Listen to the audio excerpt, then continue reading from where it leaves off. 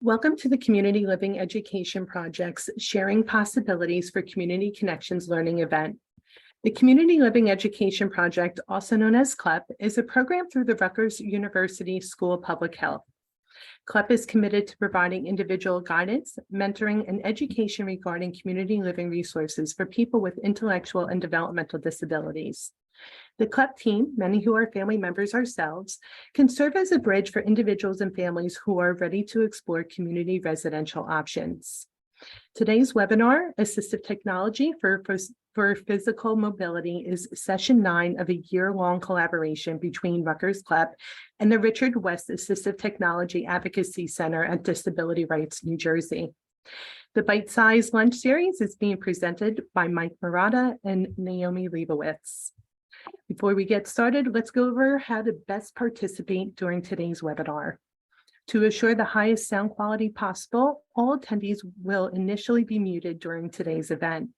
To interact with the hosts or presenters, please use the Q&A option on your screen. Please feel free to send us a message letting us know that you would like to ask your question live to Mike or Naomi, and we'll be happy to unmute you during your turn. Also, if you know of a great resource to offer, please feel free to share your ideas in the chat section of the Zoom control panel with other attendees. At this time, I'm happy to welcome today's presenters, Mike and Naomi. Welcome. Thanks, Melanie. Hello, everybody. Welcome. As Naomi puts in the chat, happy 2023. We were just talking about this idea of this first week after that kind of holiday break. It's good. We're at the end of the week. People are kind of finding their rhythm again. I know I certainly am, so I hope you are as well. We are excited to be here with you today talking about this topic. As we go through, we can certainly point you to this, which will share the slides with you. If you haven't joined us for any of our other sessions, I'll give you a quick sense of how this will go. We always share our materials because I think there's always that moment in a webinar where you miss something, you want to go back to look at something, you want to have an additional resource. We want you to have the resources. So with that link that Naomi put in the chat, you'll get to these slides. The slides have a bunch of stuff embedded in there, links that take you out to other resources. If you have your mobile device or a tablet next to you, you can scan that code at the bottom left corner of the page, and that will also get you to the slides. So either way, we'll get you there. As Melanie mentioned, we would love your participation. Please feel free. You have the chat available. You can drop things in there. You can drop things in the Q&A part. If you would like to join the conversation, as Melanie pointed out, let us know, and we will turn your mic on. You can join it that way. That would be fun. We always love hearing from people. So make this work for you as you go forward. I always like to point out to people, we have a plan, but it's a loose plan, and it's a plan that it can easily be manipulated and controlled if we want to go in a different direction. I'm all for that. I like a little detour every once in a while, which is fine.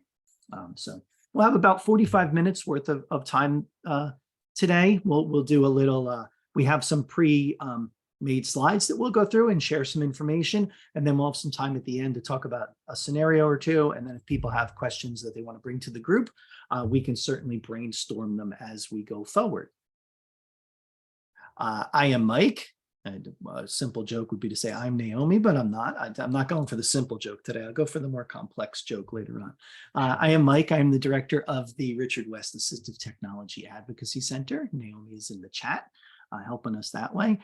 We are New Jersey's Assistive Technology Act project. So we are funded through a grant from the federal government, and our task that is put before us to work with the people of New Jersey is to make sure that they have access to and understand the power of assistive technology.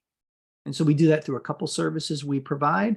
We do things like what you're participating in today, which is our, kind of our technical assistance training aspect of what we do to share information. But we also do direct service. And I'm going to air quote that because, what we see as a direct service might not be your idea of a direct service. But we have a couple programs that we do through our project. One of them is demonstrations on assistive technology. So imagine you're a person with a need and you're not quite sure what there is out there to help with that need. we can meet with you, Naomi or myself, or one of our subcontractors, and we can talk with you about your needs for technology and then demonstrate devices that might meet your needs, and then have you work through exploring those tools to see if there's a nice fit to help you meet the need that you have. And so those are our device demonstrations. That is a one-on-one service with us and an individual and their support, whoever's around them, the family and coworkers and teachers and whoever else might be part of their team. We also run a loan program. So a lot of the devices you might see today in our slides may live in our lending program. And I'm giving myself a little quick out there by saying may live, because I'm not sure that all of the things live in our lending center, but a good chunk of them do. And our lending center is free to anybody in New Jersey. You can borrow equipment for 3 weeks at a time to try it out. So this is one of our services that we're really proud of, this idea of getting technology into people's hands so that they can try it. A great example of something you see in a webinar like this is, I'm going to put a picture up on a slide in a second, and you're going to think, well, that looks awesome. I could definitely use that. And it may be awesome, and you might be able to use it. But there's always that honeymoon period with technology. It's really great for like the first day or two. And then after that, you start realizing, oh, maybe that's not the right tool for me. And then you may get a week later and go, oh, I hate that tool. It's just not right at all. And so there's a process here of going through and actually exploring these tools. And the loan program lets you do that without having to put money out to buy something, which I think is really powerful. And then finally, our third service that's listed on that slide is our device reuse and reutilization program. And I wanted to throw this slide in because Naomi and I were talking, and I feel like probably the direction we went with our presentation today is more along the lines of physical access to technology, or technology that provides access to the environment. And hopefully people, when you came to the session today, you weren't looking about wheelchairs and durable medical equipment, because that's not what we're going to be focusing on. We're going to look at assistive tech that can provide access to the environments that you might be in. But we do have a service that provides some support for an inexpensive alternative to getting some durable medical equipment. And so we partner with Goodwill Home Medical, which is, they serve the whole state. They are located in Camden County. So they are in Belmar, the WR Belmar, down in Camden County. And they have this huge warehouse, which you're seeing some pictures of, where they collect equipment that is no longer being used in the community. So maybe someone drops this off at a Goodwill, or maybe they bring it right to their warehouse because they don't need it anymore. They've taken it out of their garage and their attic and their basement, wherever it might live. And they bring it to Goodwill. Goodwill repairs it, sterilizes, fixes anything that needs to be fixed, and then they put it back out into the community for a significantly reduced rate. And so for some people, this is a great opportunity to get access to equipment that they might need, but perhaps don't have a funding source to do that. And maybe this would be inexpensive enough that you might be able to afford getting some of these devices. And, it might be anything. I mean, in a lot of those pictures there, you're seeing a lot of mobility devices, but it could be things as simple as a bath chair or a cane. And they might have bath chairs for $5 or $10. I'm giving you estimates. I don't know. Please don't come back and say, I owe you $5 because it was more than that. But it's something like that. So depending on what they have, lots of options there for equipment. So if you're interested in that kind of support for an individual, either yourself or an individual you're working with, reach out to Goodwill Home Medical and go visit their warehouse. It's amazing when you go there. There is so much stuff there. This is a monthly series, and we're pretty excited. We've gotten through almost the whole series. We're just talking about how to extend this for the next year. So there's a little tease for later. Keep watching. We'll be giving some more information soon. But we do have 2 more sessions that are coming up that are scheduled right now. We have our February and March sessions. February, we will talk about kind of the maker solutions, the idea of low-tech things, 3D printed things, one-off solutions, anything we can look at that can be created uniquely for an individual. And that'll be a fun one to kind of explore a little bit and see what's, tap into the creativity of the people in the community to get some technology supports for yourself. And then on March 2nd, we'll talk about an introduction to augmentative and alternative communication. I feel like that could probably be a series just in itself, but we'll give it just kind of a general snapshot of that as we go through that in these tech bites. If you want to participate more with us, Naomi and myself, we are everywhere and we're constantly talking through Zoom constantly. You can join us every Monday. We do the AT Town Hall every Monday at noon, and that is focused primarily on technology solutions, assistive tech solutions for K-12 education. So we host that town hall where people from around the country get together in a Zoom meeting with no real presentation. It's really just sharing and conversation and troubleshooting. So that happens every week. And then if you are interested in the idea of making things for people, building things, creating custom solutions, 3D printing, those kinds of things, we host the Makers Roundtable once a month on the third Wednesday. Same kind of idea. People from across the country get together and just troubleshoot solutions.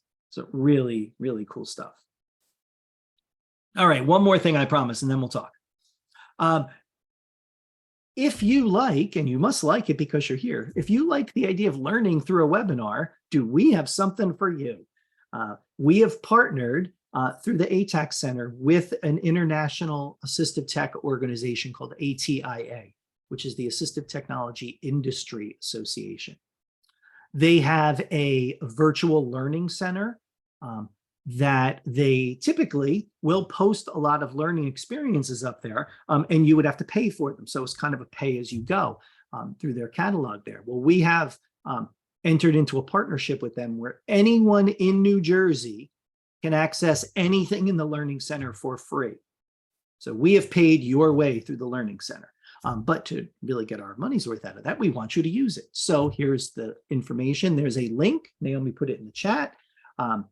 As we go forward to let you sign up. We only ask you to sign up because we have to confirm that you are either from New Jersey or work in New Jersey, because we're using our federal funds for this that have to be used for people in New Jersey. So this is an experience that is only available if you are a New Jersey person in one of those two realms. You live here or you work here. So think about that.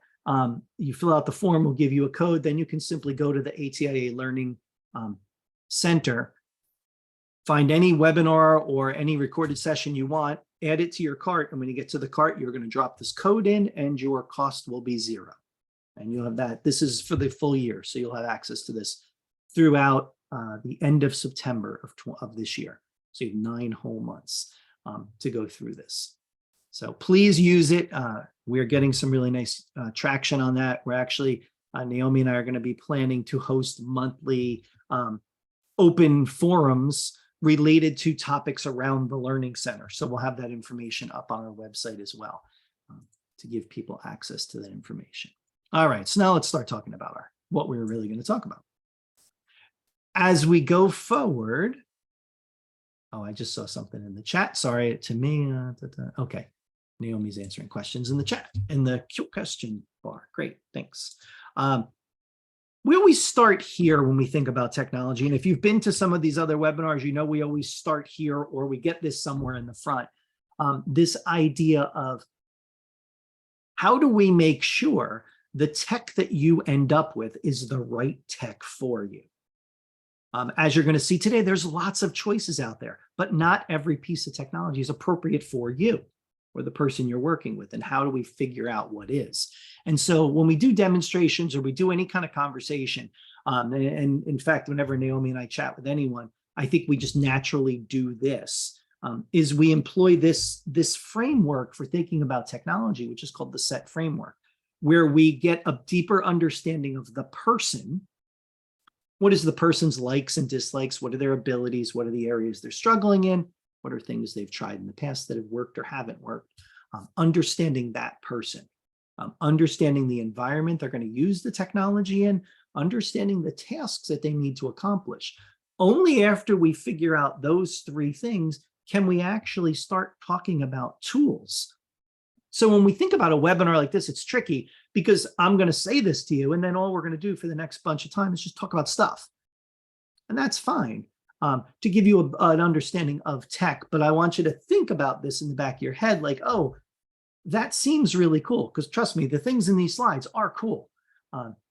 You will see some fun stuff that's techie, and I like it a lot. It's great, but it's not for everybody. That might not be for you. And so it's really important to think about these things in that balance. And so when we talk about the device demonstrations that we do, that is critical to help make sure that the technology people are getting or they're putting in front of an individual is the right tool. Sure, all of us have had an experience with buying something that was wrong. You bought something, it sounded like it was going to be great. You expected it to be the exact thing you needed, and then you realized quickly it wasn't. And it's because that tool didn't meet the first 3 letters in this set framework for you. It didn't meet your needs. It wasn't right for the environment, and it wasn't right for the task you needed to accomplish. When you have all these things working in concert, then you get a successful technology solution. And so that's kind of our approach as we think about any tech as we go forward with individuals and as we have these conversations about technology. Sorry, I clicked the button I shouldn't have. Great example. I was just showing you. I wasn't. I clicked the wrong button. Any of these things in the slides, if there's images in our slides, they're linking you to something. So this one links you to our website, which has a much deeper dive into the set framework with videos and some resources and things like that. So that was me demonstrating how you could get more information. I was on vacation last week too, so it's taken me some time to get back in the role in the process here. So thinking about what we're going to look at, we are big believers of starting with what you have, thinking about the stuff that you have around. We have technology tools that are there already that we can use. And so we're going to talk about some of those, the built-in features.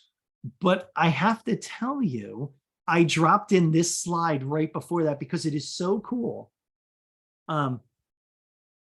That I put it here. I probably could have put it at the end, but it got me right here. I wanted to put it right up front, so I make sure I talk about it.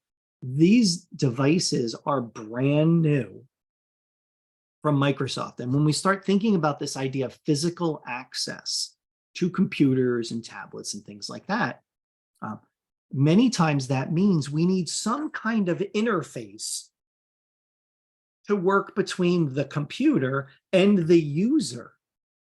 And so when we think about that, so Microsoft is really taking on quite a bit of this and really being very innovative lately in the devices and the services they're putting together. And so they've come up with what they're calling their adaptive hub.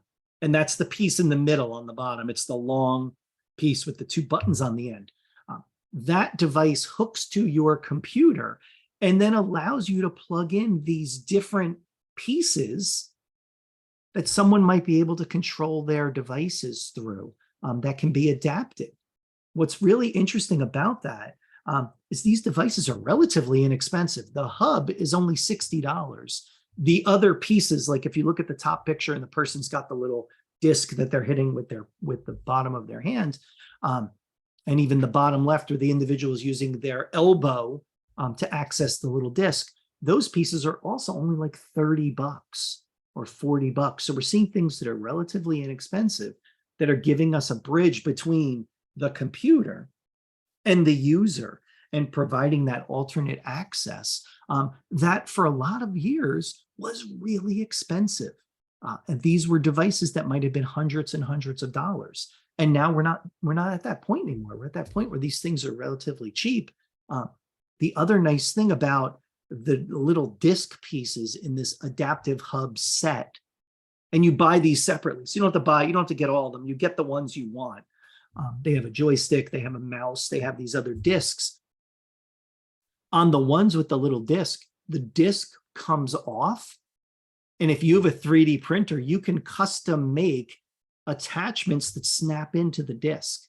So when we think about this idea, like we're talking about for our next session, low tech printed solutions for people, you could make something that would be exactly what an individual needs and simply snap it on this device to then connect to your computer. So these are really cool. I'm pretty high on this. And I was just looking on the floor in my office. I just bought these for myself. They're sitting on the floor. I haven't even opened the box. They just came over the weekend.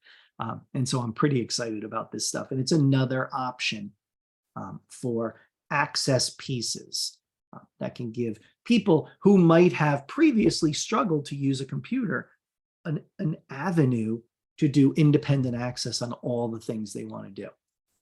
All right, let me shift gears back because I wanted to get that out because I just was so charged up about that because I really like that. Let's talk about, using what you have. When we think about physical access, one of the first places you can start when we're thinking about our phones, our tablets, our computers, what is the built-in accessibility of your computer? If you're using a Windows machine, there are lots of options in there in the built-in accessibility that allow you to control the mouse and the keyboard access and adjust it, and then even speech access to let you control your device. There are things you can buy. I mean, look at those things I just showed you. You can buy them, but maybe you start here. Can I use some things? Can I turn things on my device that physically will help me use a keyboard and a mouse? In the center part of the page is the keyboard settings. One of the kind of old school physical access supports that's been in computers forever now is something called sticky keys.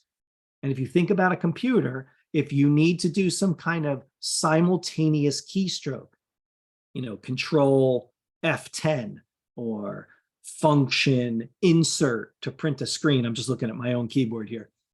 If you need to do those at the same time, I need two access points to do that because I'm holding down one modifier key and then selecting something else. With sticky keys, when I turn that on, it allows me to hit keys in order and it keeps them locked down for me, electronically locked down. So I don't have to have multiple digits on the keyboard. I could have one access point on the keyboard, but just do those things in succession. That's a simple solution for keyboard access that's been around forever. Every device has that. That is one of those features that has found its way to everything at this point. Whether you're in a Windows machine, a Chrome device, same idea. Thinking about voice. Voice at one point was just about putting text into a computer. Now we're at a point where not only are we at dictation with voice, but control of the device. Whether it's your computer and using the dictation that's built into Chrome or using the speech that's in your Windows machine, if you see it on the right there, the dictation piece. All of these devices allow you this opportunity to use your voice to control that. That becomes your access method. And then switches. I showed you those little pieces in the front from Microsoft now. We're seeing a lot more with all of our computers giving us a path to alternate access. And that path a lot of times is switches. And so Chrome just added this into Chrome. So if you're using a Chromebook or someone you're working with using a Chromebook, you can now pair switches to a Chromebook. You could physically hook them in, or you could connect a Bluetooth switch in and perform functions of your computer. So suddenly you might be able to scan around options. And if you notice the picture on the right, there's an arrow at the top left corner and it has a box around it. And if I was to turn on the switch settings of my Chromebook, that box would move around the screen to all of the choices I could have to select. And when it got to what I needed, I could simply hit a switch or some other access point, and it would perform that task. So suddenly I have that ability to open up that accessibility for someone and that ability to independently run a device with some kind of alternate means. Your phones, your watches, any of these devices all have this in them now, this idea of voice control, using your voice to do something. And in fact, one of the new-ish built-in features of your iPhone and iPad is a feature called voice control, which allows you to simply talk to your device and give it commands, and it will just do things. Open settings, select voice control. You can just open up all of these controls simply with your voice. You don't even have to touch your device anymore. If you are someone who has been around assistive technology for a while and you remember the old Dragon naturally speaking system, which is still around, but we don't use it as much. The naturally speaking software had something in it called mouse grid. And that is the representation of that picture in the center there. That is now part of voice control. And basically what it does is when you put a grid on the screen, I can simply say out loud to my phone, choose 2, and it will select box number 2 and then give me options in there to select from. And so what happens is I take a big selection of a screen and I keep refining it and refining it and refining it until it gets to a point where I can select something that I need. And so even if you need to do very fine work on a screen and click things that are very specific on a screen, you can do that with your voice through this new setting built right into your iPhone and iPad now. A word of warning about this. I love this feature. It's awesome. If you're going to use it, it will kill your battery quickly because your microphone is always listening.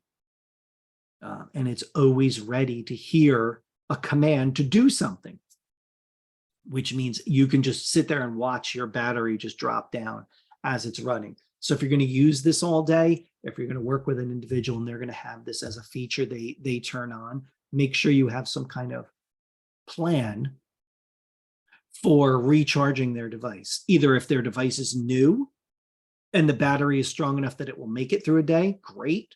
If your device is not even that old, and I'm looking at my phone right now off the side of my face, my phone is not old, but I know my battery will not last all day if I turn this on.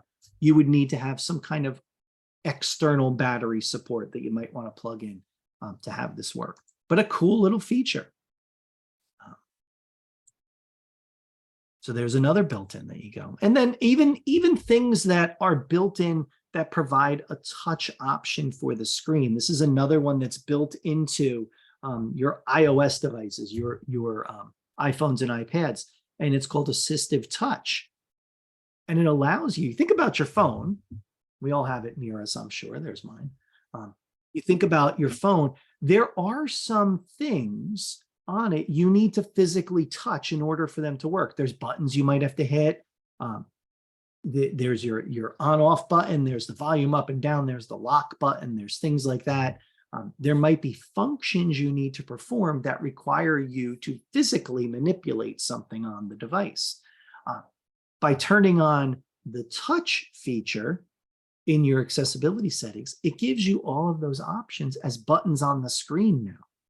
So now suddenly, instead of using the side buttons on my phone to turn the volume up and down, I get a button on my screen that says volume up and volume down, and I can just tap it now. If I need to take a screenshot, that has a single button push out of this menu versus if I was going to do it on my phone now, I could push the 2 buttons to do it. I have it set as a shortcut so I can tap the back of my phone and it will do it to take a screenshot. Those are some ways you can manipulate the device physically without having to need 2 access points in order to do that. And so Assistive Touch is a really nice feature for that. Important to know as we start thinking about what does my device do and does my device support me the way I need it? This is a great example. This suite of supports is only in the Apple devices. You're not going to see this in an Android. You'll see something kind of similar in a Samsung Android device where they have something similar to this Assistive Touch, but it's not nearly as deep as this. So that's something to consider as well. The ability to lock someone into some of their apps. This is called guided access in your iOS device. So this allows you to open an app, lock the screen so the person can't get out of it and simply stays in that app to complete a task. And that could be an access solution as well. If the individual I'm working with can't perform some of the other tasks on their device, but can work within one single app, let me get them in that app and stay there. as opposed to having to have a bunch of selections or options available that I'm not able to independently use. You don't want to see the videos. And as you can see, there's all videos loaded in these. We mentioned switches before. With Chrome, there are switch options for your iOS devices as well for alternate access.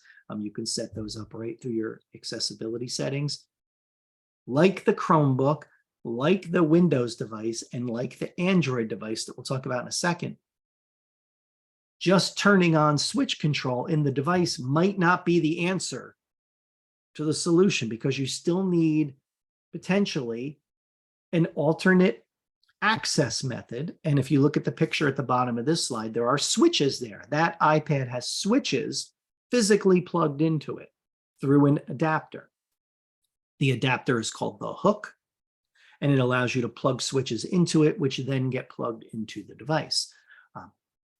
These switches become your access method. These are replacements for an individual who perhaps doesn't have the ability to physically access the screen. So doesn't have that capability to, either through a pointer or some other type of stylus or some kind of other tool, they might not be able to perform that touch. So we give them switch access. But again, you might need a piece in between. These pieces, although they're small, that picture in the middle there, the Tekla, is a little device. It looks like a hockey puck. It's a little smaller than a hockey puck. And that gives you the bridge between the switches and your device. These devices all tend to be not very large, but they're very expensive. These are great examples of things at a lending center, to try and see if it's going to work, because you're talking hundreds and hundreds of dollars for this little interface that's going to go through. So you have the functionality in your device, but do you have the hardware you need in order to do that becomes the trick. Android will say the same thing. I mean, it all starts to become very, very repetitive at this point. All of our devices give us this voice access support. Speak to it to do something. It will answer questions, but it will also perform tasks for us. And then each of our devices has the switches. Android's a little different because Android, it's an open operating system, which means that your Android devices will not all have the same functionality. So if you're in an Android device, you need to be in one that is a version 5 and above. That's where you'll get switch access. And here's even some other choices. This was just kind of a hodgepodge of things we pulled together of thinking about assistive tech, low and high tech, that will provide access to activities and the environments. Maybe there's things that are controlled and giving you access to a screen through the camera. The device on the left is a camera mouse. So that person is being scanned by the camera that is on their screen. Sorry, I didn't realize I was going to do that to you. Sorry. There's my camera up in the front. That camera would watch my head movement. And then as I moved around, it would then control where the cursor was on the screen. Yeah, and as Naomi put in the chat, all of these pictures link out to more information. So whether it's the camera mouse or the glasses mouse, which is there as well, which will allow you, as you wear that frame, move around, as you move your head, and the cursor will follow you on the screen, and then you click through the little piece that person has in their mouth is actually a switch for a click. You can have different versions of the click, but that's the one they have. The items in the middle are access pieces for grip and for that physical access to the environment. We have a feeding device at the top, which is a weighted utensil, which has a swivel in it, so it accommodates for an individual's grip and movement. A lever door handle, which, many houses and places you go now will have lever door handles, but if not, if there are knobs, there are things that will attach directly on them to give you access. We think about recreation and access. We have the bowling ball ramp. And I got to tell you, just looking at that one looks like a bocce ball ramp, which is even cooler somehow. That's what it looks like to me. But yeah, that idea of using a ramp for someone, We have some other examples of things. One of the big pieces that's kind of joined the assistive technology party is the Amazon devices, the Echoes, the Alexas, all of those tools, and all of the pieces that they've put in place to support those and add functionality. You could have the standard Echo Dot, which is voice activated, which will perform tasks, and that could be connected to things like a thermostat and lights and wireless plugs, which you see at the bottom on the left. But it also could be connected to things like electric blinds, and it could open and close blinds through the Alexa. And now you have that functionality built in. If you have some of the devices that have screens on them, like the Show, that's what's on the right, not only do you have that ability to perform that environmental piece as well, but then you can link that to other things, security cameras. You can have the ability to search on the web and have video support and that kind of thing. You can do something, and the two pictures there are showing the drop-in feature, which allows you to connect with video calls to other people that are your contacts. So suddenly you have that flexibility and that functionality to do a lot and to be very independent with your technology tools right off the shelf. This is the part that always amazes me. I've been in this field long enough to have that experience of environmental control units were a thing you purchased through a company, and they had to create a custom system for your house for whatever you needed. And it was like a $20,000 experience. It was all computer based and had all this stuff. Somebody come out and hook it all up and get it all working. This is me going on my Amazon page and ordering it. It shows up tomorrow, and I plug it into my house and hook it to my Wi-Fi, and suddenly I have the same functionality. That has been incredibly powerful for the people we work with. We think about physical access and access to the environment and independence to access the environment. And then finally, we threw in some pictures of some adapted video game controls and adapted tools for that, because that's something that has become very hot lately, is that there are a lot of options out there. The device on the right is the Microsoft adapted controller for the Xbox. And so that is an Xbox controller that allows you to plug multiple access tools into it to control your Xbox. The one on the right, on the left, I was just reading that article this morning and decided to drop that in the slides. That is a PlayStation 5 accessible controller, and that thing looks really interesting. And so this idea of people approaching opportunities to find ways to make all of these experiences accessible to people and flexible so more people can do them are great examples of technology in this kind of bigger banner of physical access that we're talking about. Really, really cool stuff. And all that links to it, and you can see that for sure.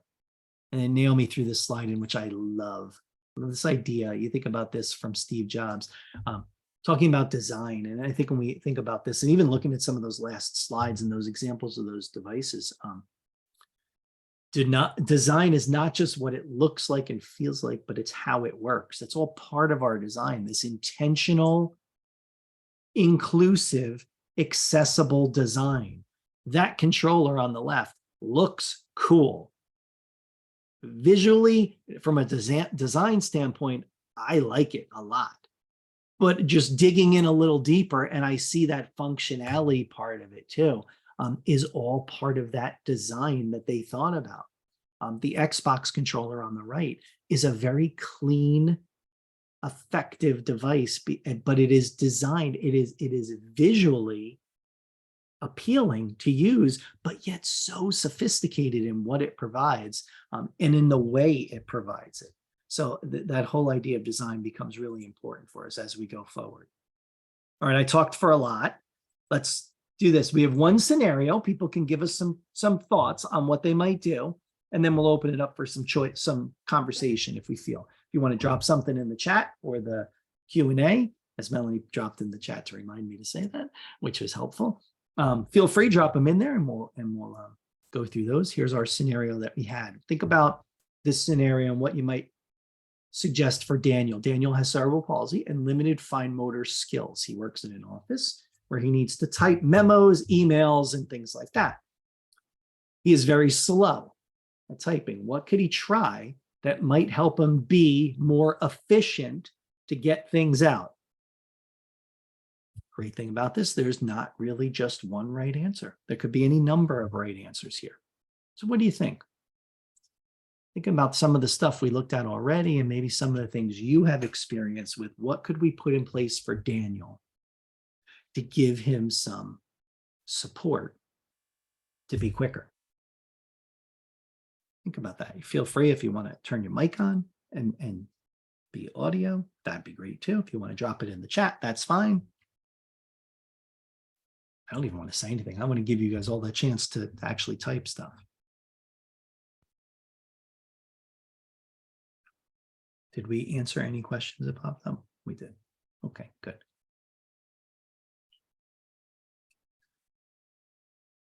So what I'm thinking right now is I think what you all want, there you go, Scott. You just saved Naomi, Scott. I was going to make Naomi come on and chat, and you just saved her. So Scott, you're Naomi's best friend right now.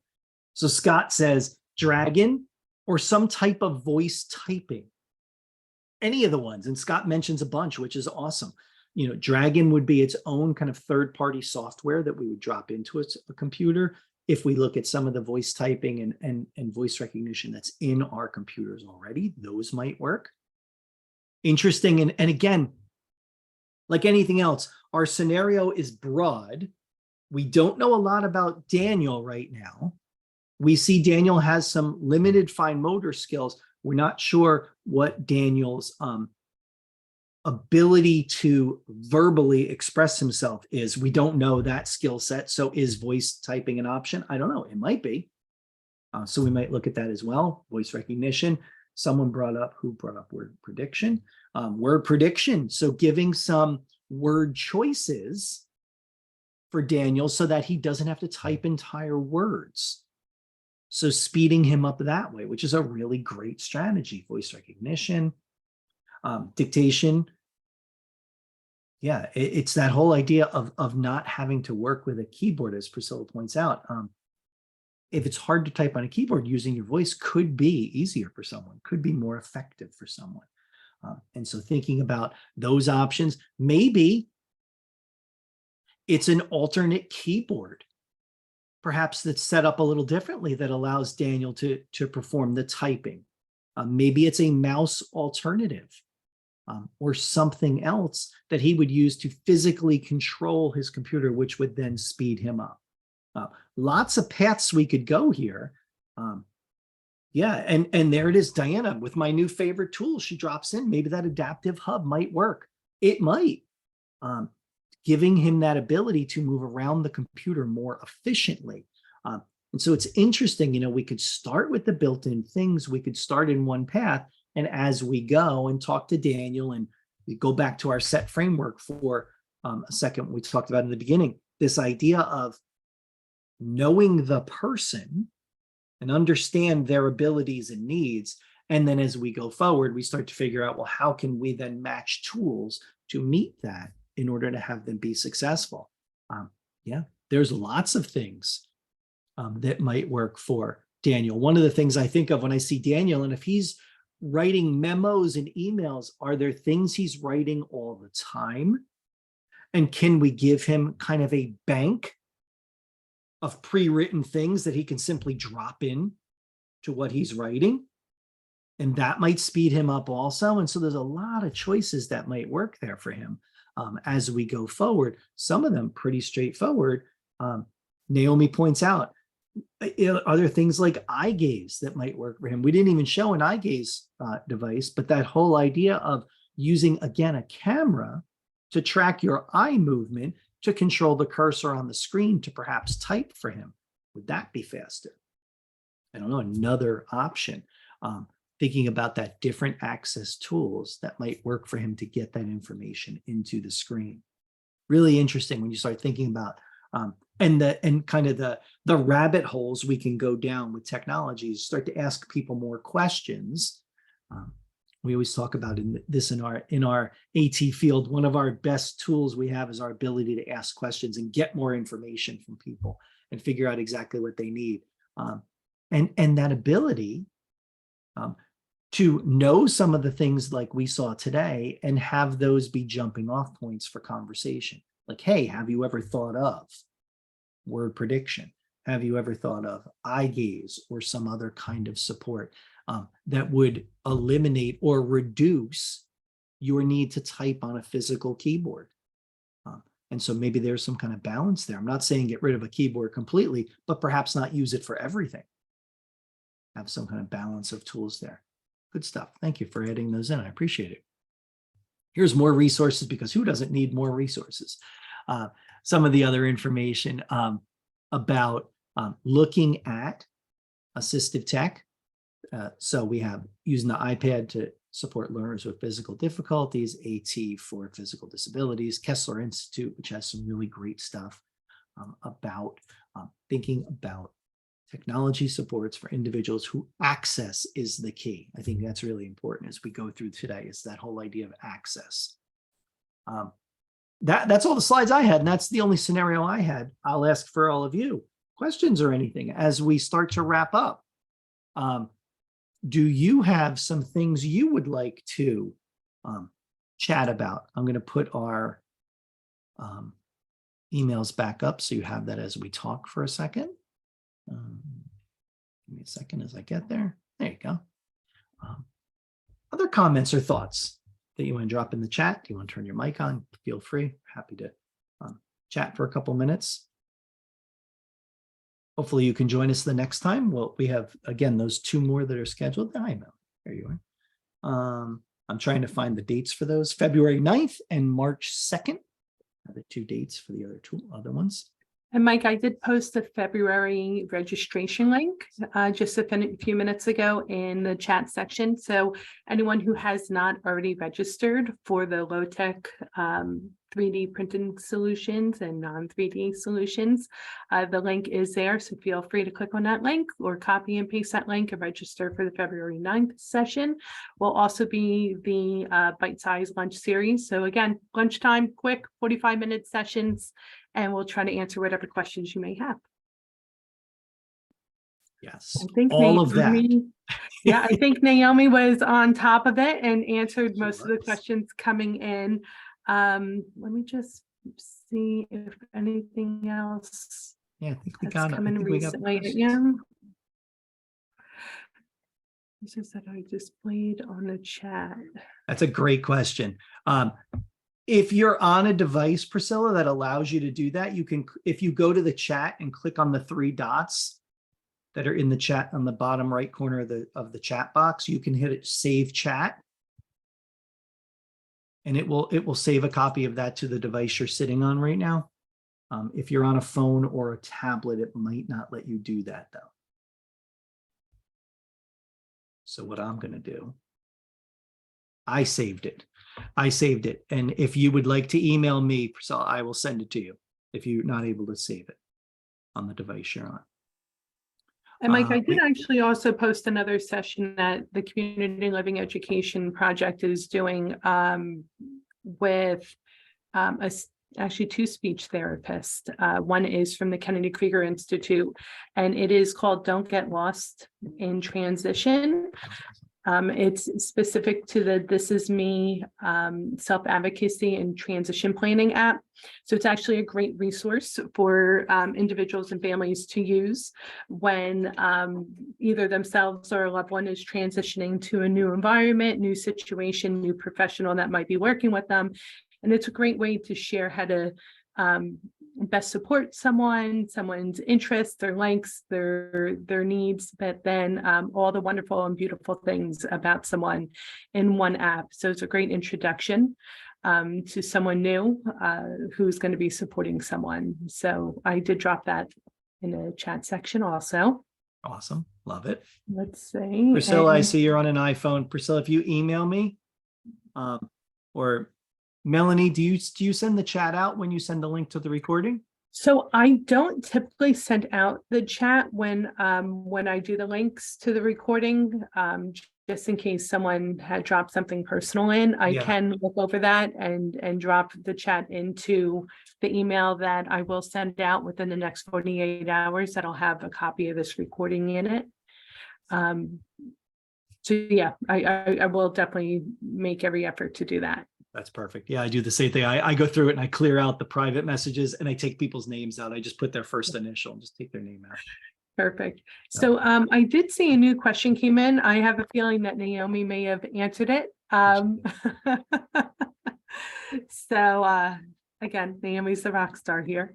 Let's Yes, see. the question that was in, just to put it to everybody else, if you didn't see the questions, is the device loaner and the loan program, the AT Loan Center, is that available for schools to trial devices, or is that only for individuals? And the answer is we will loan it to anyone. If you are in a school or a center or an organization working with people with disabilities, or you are the person that will be using it, it doesn't matter. The key here is you have to be in New Jersey. That's all our key is pretty straightforward. It's just being in New Jersey is the key. And I think Naomi just dropped that link in also. Yeah, there you go. Thank you, Naomi. Yeah. So and perfect. again, or work with New Jersey residents. Thank you, Naomi, correcting and adding that in. If you are someone who lives in Pennsylvania or New York, but you work in New Jersey with people, that's okay too. It's really just about location here is key. Thank you, Naomi. All right, we got all the Perfect. So questions. we Great. have our February 9th session coming up. We hope to see everyone join us for that presentation. The Community Living Education Project, again, also known as CLEP, is working closely with Mike and Naomi to come up with some additional, actually really exciting opportunities that we'll be offering hopefully in the very near future. And again, if anyone has any specific questions to the Richard West Assistive Technology Advocacy Center, Disability Rights through Disability Rights New Jersey, you have Mike and Naomi's contacts on your screen. Please feel free to reach out to them. Experts in the field and a wealth of knowledge for our community. I did drop the Community Living Education Project's contact in the chat section. So you can reach out to either myself or Natalie Trump, and we'll be happy to assist you with the rest of our team. If anyone has any additional needs, please feel free to reach out. And again, we hope to see you at our February session. Mike, Naomi, as always, thank you so much. Thank you. Good seeing you. Good seeing everybody. Thank you. Happy New Year, everyone. Bye, everybody. Bye.